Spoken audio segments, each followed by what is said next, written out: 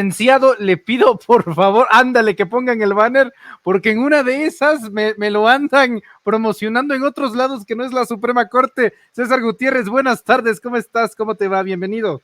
Muy bien, mi querido Manuel. Fíjate que consternado con lo que estoy escuchando, me parece, y lo dice muy bien la ministra Yasmín Esquivel, que no es posible que con un procedimiento administrativo, si bien es cierto es una facultad de una ley secundaria que se le otorga a los ministros de la Suprema Corte de Justicia de la Nación, que ellos se quieran constituir como poder legislativo y que puedan ir en contra del constituyente permanente, que es la Cámara de Diputados y de Senadores. Entonces, me parece muy grave porque ellos mismos saben que están tratando de crear una crisis constitucional. No tienen facultades para revisar, porque imagínate que ellos determinaran que pueden ir en contra de las reformas del poder legislativo, que es el único poder que puede llevarlas a cabo. Entonces, de facto, ellos se estarían convirtiendo en poder legislativo, situación que no puede ser porque hay una invasión de poderes.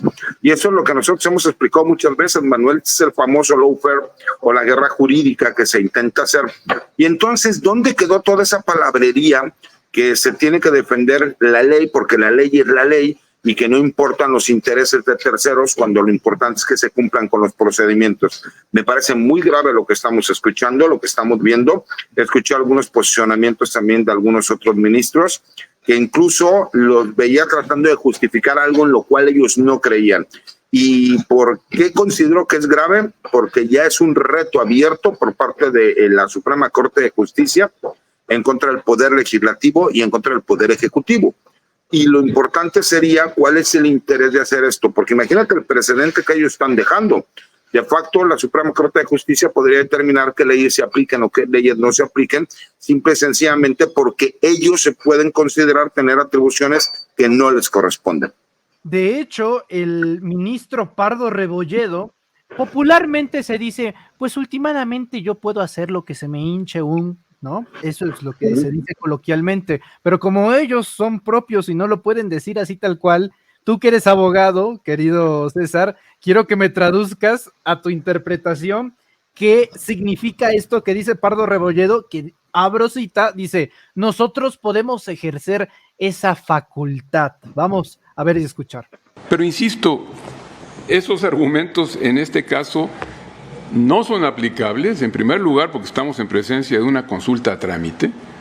No estamos debatiendo el contenido de la resolución que pudiera llegar a dictarse en este caso.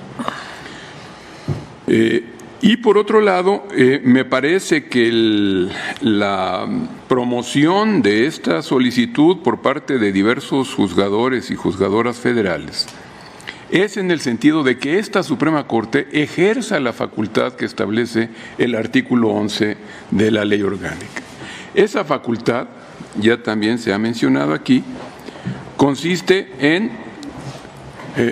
vigilar o velar por la autonomía y la independencia de los órganos jurisdiccionales.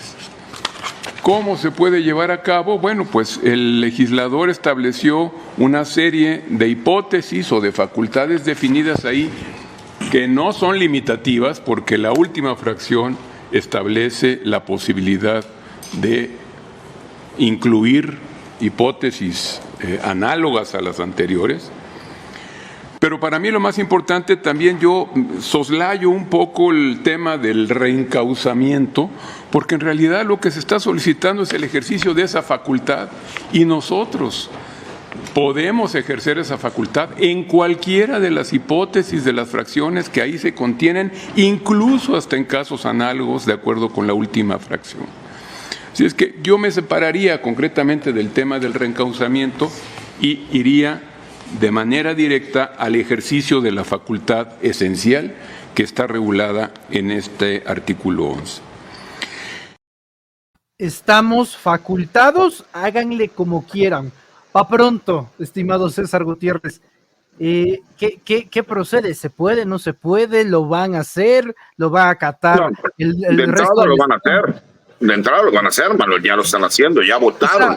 Esa revisión no es solo revisión, es la revisión que es el primer paso para querer declararla inconstitucional. no solo es eso, acuérdate que ellos, lo que está diciendo Pardo Rebolledo es, nosotros tenemos la facultad, les guste o no, pero está citando una ley reglamentaria, ¿no?, de la Suprema Corte de Justicia. El problema viene aquí, entonces tú le estás dando mayor valor a una ley reglamentaria sobre la Constitución Política de los Estados Unidos Mexicanos que te hablaría que tú no tienes facultades para ver si una reforma constitucional es constitucional o no, por lo mismo se llama reforma constitucional y de facto se quieren erigir como poder constituyente. Pero da una justificación, por así decirlo, dice, es que no podemos discutir si tenemos las facultades o no, porque el artículo 11 nos da esa facultad. No pueden ustedes hablar de cuál va a ser el sentido de la resolución, porque el sentido de la resolución todavía no lo conocemos y no lo sabemos.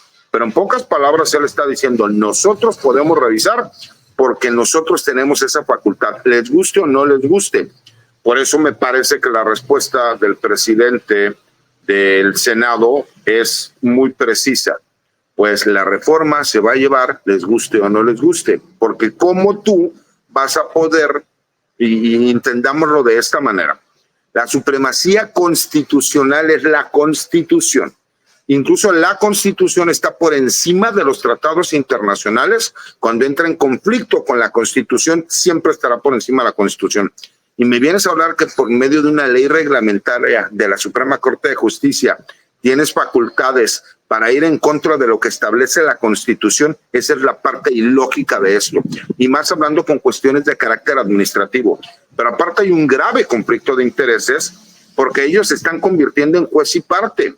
Las quejas vienen por diversos magistrados y diputados, que son las que lo presentan ante la Suprema Corte de Justicia. Recordemos algo. Las únicos realmente órganos o entes jurídicos que tenían facultades para hacer valer una controversia constitucional es un grupo político que tenga el 33.3%, ya sea de la Cámara de Diputados o de la Cámara de Senadores, situación que no tienen. Por eso, aunque lo he criticado, me parece lo importante del trabajo político que hicieron para sumar a una persona como Yunes. Por eso yo decía, amo la traición, pero odio al traidor, ¿no? Pero es muy importante y ahorita lo vemos. 2, la Comisión Nacional de los Derechos Humanos, porque considerar la comisión que existen violaciones graves a los derechos humanos. Como no se da ninguno de los supuestos, todo lo demás que han intentado y que han buscado es por medio de argucias legales y jurídicas chicanas, les conocemos o les llamamos, el tratar de frenar un hecho que es la reforma al Poder Judicial, que además ya está publicada, ya se inició un procedimiento electoral, ya fue notificado el INE y que no puede ser detenida por estas funciones que ellos están manifestando. Porque este es el primer punto, mi querido Manuel, es votar para analizar si los ministros, de acuerdo a este artículo 11, tienen o no las facultades para analizar que la reforma al Poder Judicial pueda ser inconstitucional o ilegal. El problema viene aquí. ¿Cuál será se dictará una suspensión respecto a la reforma judicial? Y ahí es donde vamos a entrar en otro problema y habrá una crisis constitucional, y esta es la famosa lawfare, la famosa guerra jurídica. La Suprema Corte de Justicia no puede determinar cuando se está hablando de derechos propios de los mismos ministros. Hay un claro conflicto de intereses y no les importó y están sacando simple y sencillamente las frustraciones de lo que ellos están arrastrando para decir, pues les guste o no les guste, con una ley secundaria nosotros tenemos facultades para ir por encima de la Constitución. Yo creo así de ilógico. Yo creo que desempolvaron todos los libros de las leyes interiores de la Corte para buscar un vacío legal, una laguna jurídica para ver si algo funcionaba y se han arriesgado con esto. Pero César, me interesa mucho el timing político. Tú te acordarás, lo platicamos aquí, que Norma Piña hace, ¿qué será? Un mes, había planteado la idea de consultar si la reforma judicial se revisara. O sea, esto no es nuevo, lo de la revisión, y te acordarás que esa revisión incluso se la compartió al ministro José Luis González Alcántara Carrancá, y Alcántara Carrancá dijo, no, yo no me voy a meter en esos asuntos, no me voy a meter en esas broncas, y siguieron con el curso, o sea, ya estaban, digamos, resignados a aceptar su destino. ¿No te parece, estimado César, que esperaron, y a lo mejor es polémica la pregunta, pero lo creo firmemente, si no, no te la estaría haciendo? ¿Acaso los ministros de la Corte, en concreto Norma Piña, esperó a que se fuese el expresidente López Obrador para ahora sí concatenarse con los ministros y admitir la revisión ahora con la presidenta Claudia Sheinbaum? Mira, lo que pasa es que eran recursos distintos, man. Lo que hicieron en su momento fue tratar de hacer valer una controversia constitucional por parte del PAN, utilizando un precepto de un estado de la República, en aquel entonces de Chiapas, si no mal recuerdo. Y lo que hizo el ministro fue decir, yo no puedo decidir y aparte no puedo darle efectos suspensivos, ¿no? Simple y sencillamente, sí resolveré, no voy a resolver a favor de la petición que está haciendo el Partido de Acción Nacional. Pero creo que en política, ¿no? Y en los tiempos jurídicos no existen coincidencias. Me parece que ellos están subestimando a la doctora Claudia Sheinbaum, a la presidenta constitucional de México, pensando que a lo mejor a ella le pueden intentar hacer una jugarreta que no se atrevieron a hacer con el presidente López Obrador. Y yo te puedo decir, mi querido Manuel, que la apuesta les va a salir muy mal, porque si algo ha demostrado la doctora es que es una mujer firme, es una mujer de leyes y de respeto, pero es muy firme. Y me parece que ellos lo que están intentando, y como tú lo decías, es buscar todos los recursos legales y no legales para tratar de suspender una reforma.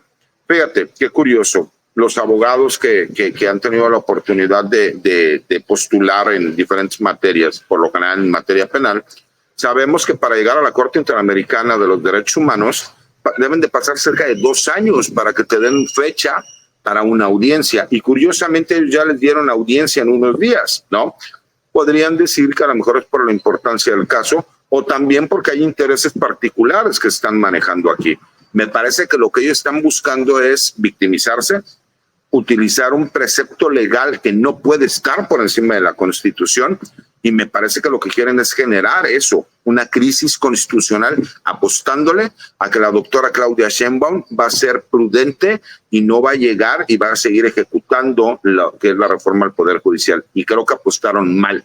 Me parece que la doctora Claudia Sheinbaum es mucho más firme que el presidente López Obrador, pero como no la conocen todavía como presidenta, le están jugando al vivo y me parece que van a ver la respuesta, la misma, que va a ser contundente.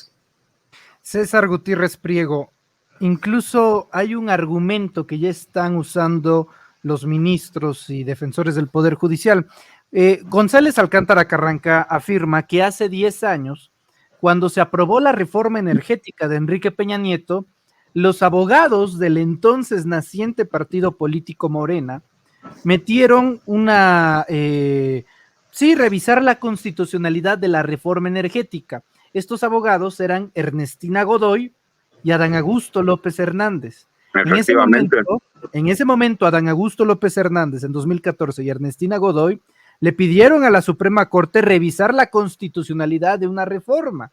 Y dice Alcántara Carranca, bueno, ellos lo hicieron hace 10 años y nadie los culpó de golpistas. ¿Por qué nos culpan a golpistas a nosotros? Porque ya hay, pero es que ahí te va, Manuel. Lo que pasa es que aquí hay un problema. Ya existe un antecedente y ellos dijeron que no era válido y que no tenían razón. Entonces él mismo te está respondiendo. Sí, nosotros en aquel momento pensamos eso y tú, Suprema Corte, nos dijiste que no, porque las reformas constitucionales no tenían ninguna vía que se pudiera hacer valer, a menos de las vías de inconstitucionalidad por parte del 33.3% de la Cámara de Diputados o de Senadores, por parte de un bloque de partido político o por la Comisión Nacional de los Derechos Humanos.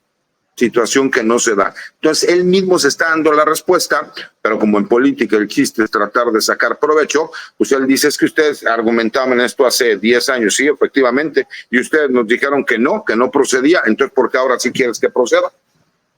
Correcto. César Gutiérrez Priego, debe de saber el público que originalmente no te habíamos invitado a este espacio para hablar del tema de la Suprema Corte y el Poder Judicial. Realmente hay un asunto también bastante importante, que es la salutación, ¿verdad? Es el término correcto, la salutación de la presidenta Claudia Sheinbaum Pardo. El día de hoy asiste la presidenta Claudia Sheinbaum al campo militar, Campo Marte, y lo hace en compañía de los nuevos secretarios de Defensa Nacional y de Marina, el general Trevilla y el almirante Morales. De hecho, se trata, tengo entendido, querido César, que pues sería hoy oficialmente declarada la primer comandanta, porque es con A, comandanta, y ya lo dijo el propio general Trevilla, pero para que no me echen la culpa a mí porque ya sabes que de repente hay medio un hipersensible de repente ahí en redes sociales y que se cree hijo de Mario Vargas Llosa y demás. Bueno, el propio general de las Fuerzas Armadas, Ricardo Trevilla, lo dice, así lo mencionó. Doctora Claudia Sheinbaum Pardo, presidenta de los Estados Unidos mexicanos, y a partir de este momento, como una contribución que hace la Secretaría de la Defensa Nacional a la política pública de posicionamiento de la mujer y a su valiosa contribución que hace a este país, Comandanta Suprema de las Fuerzas Armadas.